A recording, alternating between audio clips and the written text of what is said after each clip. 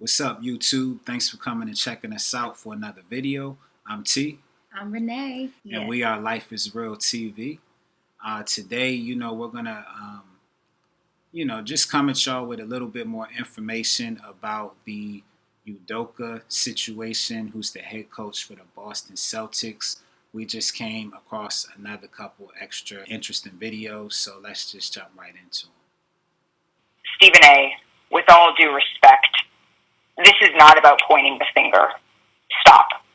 What became apparent to me in this press conference is that we do not have all of the information here, and it was frustrating to me that the Celtics declined to elaborate or to give more specifics about what exactly the rule-breaking was that led us to this point.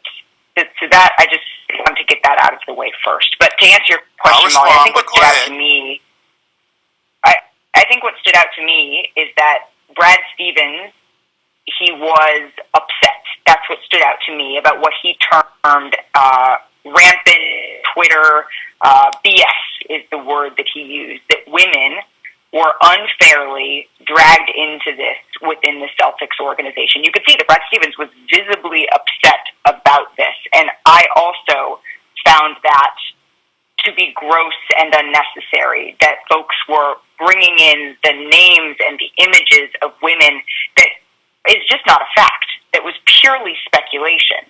And so to me, that is what stood out. But the Celtics as an organization could have done more, and short of doing more ahead of this yesterday, they could have owned that responsibility in this press conference. I understand that there were legal parameters that they had to operate within for everybody involved, and I appreciate the fact that they brought in outside counsel and did a thorough organization, and I think that that is something that was clearly necessary in this situation. But the fact that it was able to go on all day, the fact that we are sitting here debating whether somebody else should have been suspended or not, we are not here, Stephen A., to further blame women. That is not why we are here. First of all, let me be very clear. I don't appreciate where you're going with that. Stop it. Get some help. I'm not blaming anybody but Ime Udoka. He deserves, the fact of the matter is, I've said he deserved to be fired if they were going to fire him. If you're not going to fire him, then don't fire him. My issue is all of this being publicized. The point that I'm trying to make is just like you're not mentioning. Excuse me. I listened to you. You're the one telling me to stop on my show. It ain't happening. Okay, that's number one. Number two, I've already said he deserves to be fired, or he deserves to be there and handle it internally and privately. If you're not going to handle it privately, if you're going to publicize it in that fashion, then obviously it provokes everybody wanting to know, okay, well, who are the parties involved? When you have Amina Smith in Boston and other women pointing out the fact that there were women who were wrongly implicated in all of this, it's a disservice to them. I didn't come out with the report about a consensual relationship. I didn't come out with the report ahead of time leaking that they were going to suspend him for the year. They did that. And my point is, considering how pervasive this kind of stuff has existed in professional sports for many years, my whole point is that, excuse me, make sure that you handle it in the same fashion it has always been handled. You could have fired him, and then we could have speculated till the cows come home, but he's gone. But to keep him there, keep him employed, but in the same breath, suspend him for a year, then also that year is indefinite. That is the issue that I have. Nobody's trying to protect Ime Udoka, and certainly nobody is trying to protect, is to excoriate the women involved or anything like that. I'm talking about how things of this matter are usually handled from an HR perspective, from an organizational perspective. That is not consistent with what we have seen throughout the years. That is the only point that I was trying to make. I'm not trying to attack anybody, and if anybody deserves to be attacked, it's Ime Udoka for putting himself in this position. I've made that very clear. I'm just talking about you got owners and everybody else. They know the kind of stuff that's going on. You didn't say anything about anybody else. I'm not talking about you. I'm talking about them. They didn't say anything about everybody else all the other times this stuff has happened. But now when it comes to him, it's all over the place. That is my issue. That is my only issue. I appreciate that clarification. Whoa. I don't really see Stephen A. Smith like that too often. It's actually good to see. I agree with Stephen A. Smith. I had referenced this in the video that we had posted the other day about this whole situation.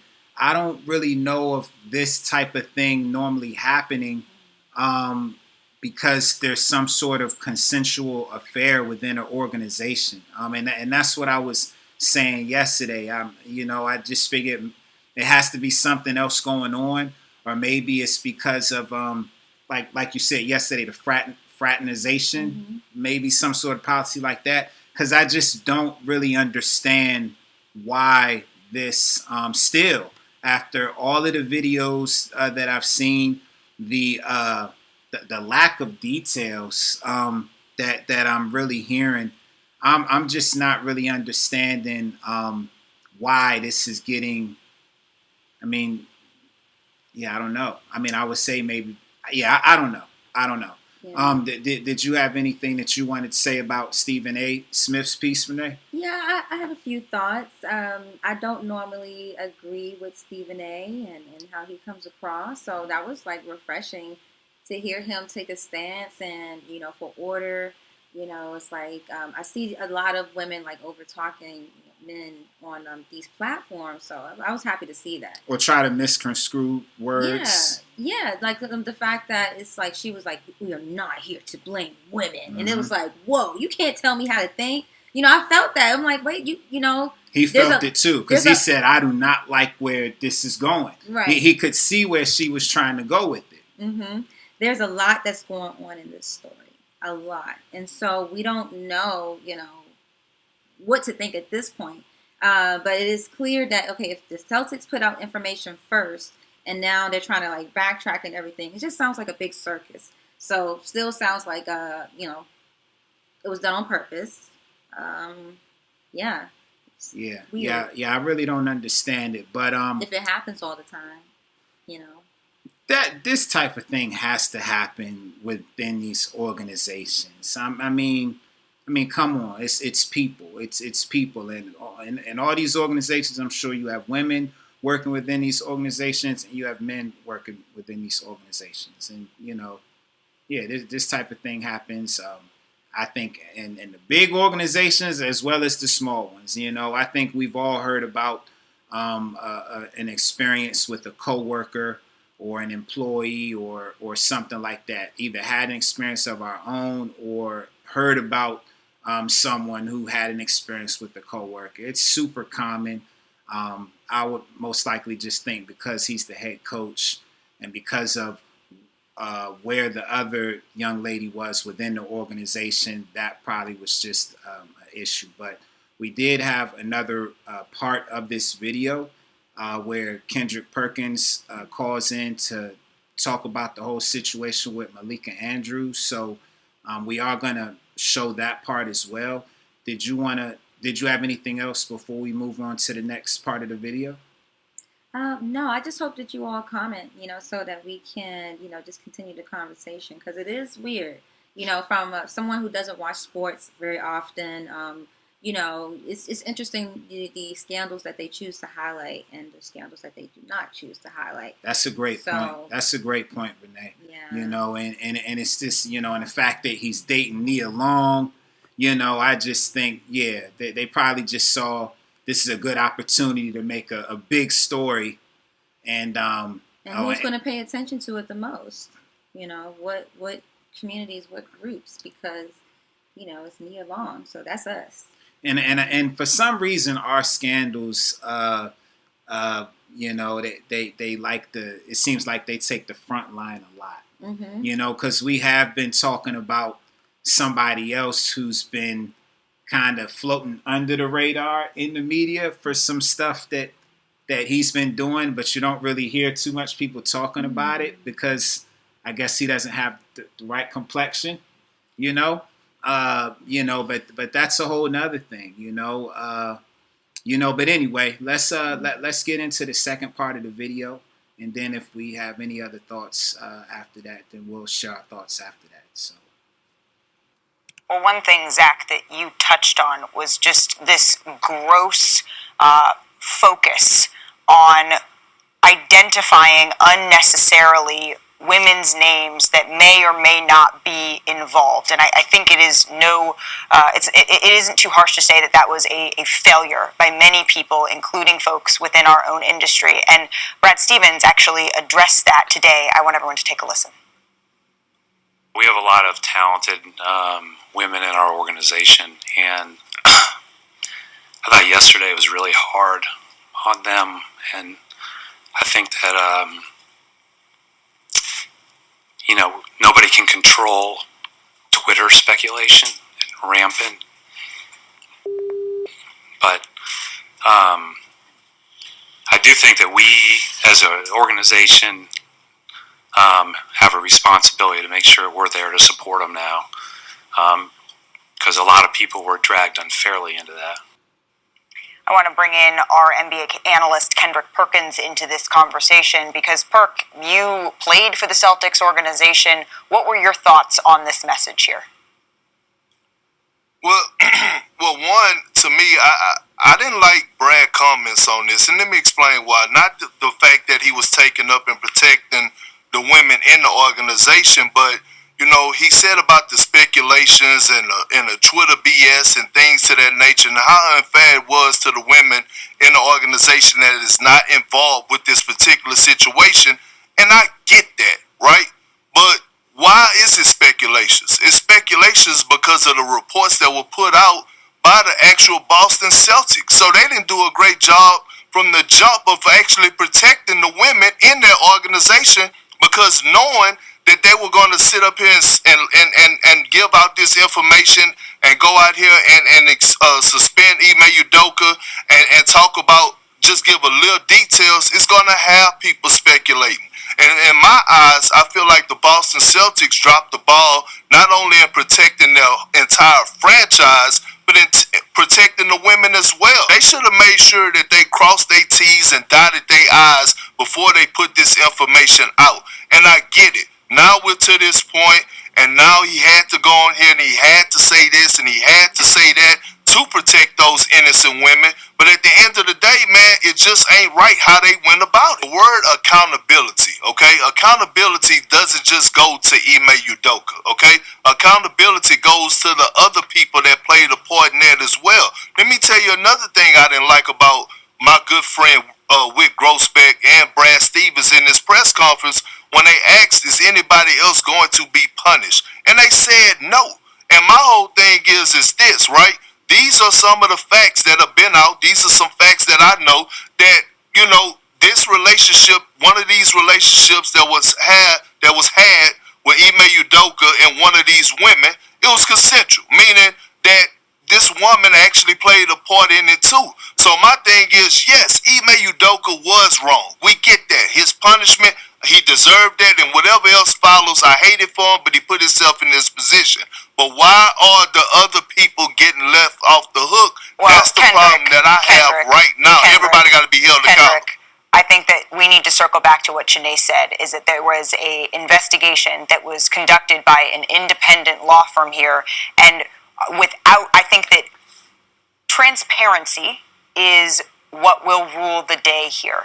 And so without having all of the information, it is unfair and irresponsible of us to go and to speculate on that, because what we have to... Well, I'm not speculating. Sure. I have the information. I'm not speculating. But what we have to go with here is the fact that an independent law firm came in, did this investigation, and the facts that they were presented, they came to the conclusion that Ime Udoka violated a policy that warranted a 1-year suspension. And I share your frustration with the lack of transparency, while understanding that there is some things that they need to, from a legal perspective, keep private.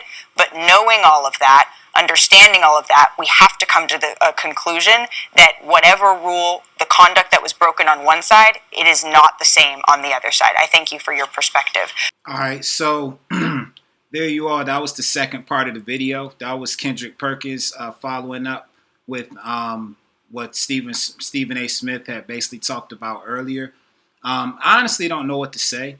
You know, it's obviously a lot of legal and politicking and all that going on. And, you know, I really don't, you know too much about how all of that works. I did notice that Kendrick Perkins said something about consensual, which is something that I noticed when we covered the story yesterday. So under normal circumstances, yeah, I mean, if someone has an affair or something like that, it's not agreeable. But honestly, it must just be the fact that he's an NBA coach of the Boston Celtics that all of this is getting all this type of attention. You know, Matt Barnes has said it's 100 times worse than he thought. I don't know. I'm really not hearing the details that make this situation so horrible. Did you want to say something? Yeah, you know, it's sports, so you know I'm going to take my stab at it. But it sounds like the Celtics team or what have you, they're trying to cover up or trying to like clean things up in a way with the whole legal statements. So Kendrick Perkins is his name. Mm-hmm. Yeah, he's the guy that used to play for the Celtics that they apparently just cut off. Yeah, I mean, he seemed to have come with a lot of good information, but it was clear that, you know, Malika wanted to say, like, hey, no, this is what we have to go with. Mm-hmm. She said we have to go with what the legal guy said and, you know, the lawyers in this independent legal firm. And I don't know, it seems kind of odd. It just seems kind of odd because it's like, you know, Kendrick said that, you know, Celtics, they put the story out there first and they said it was with a staff member. So they set their people up to be like, is it her? Is it her? Is it her? Is it her? And he used to play for them. Kendrick Perkins used to play for the Celtics. So, and he said that he was coming with facts. So, like, if anyone has good information, I would think that he's probably one of the ones, you know. He's already in that journalism sphere or whatever, but on top of that, he has a relationship with the Boston Celtics, so he probably do know who to talk to up there. He probably does have good information, but they didn't want to hear it. It kind of sounds like one-sided, kind of sounds like, and most likely ESPN already told her what she needs to say. It seems like, you know, they want to kind of make it about the women, you know, feel sorry for the women. But they did also say something else in there about some of the women may possibly not even be involved. So that's kind of weird. Yeah, so I mean, it's just a lot going on right here. Nah, go ahead. What did you want to say? It sounds messy, like, and for the professionalism of these, you know, this organization, you would think that they would have handled it better. It just seems like on purpose a bit. Yeah. You would definitely think that, you know, they would try to handle this a little bit not as sloppy. But anyway, you know, I think we can go ahead and wrap this one up. You know, thanks for checking us out, y'all. Please like, comment, and definitely subscribe. We're trying to grow our channel. And until the next time, peace. Bye.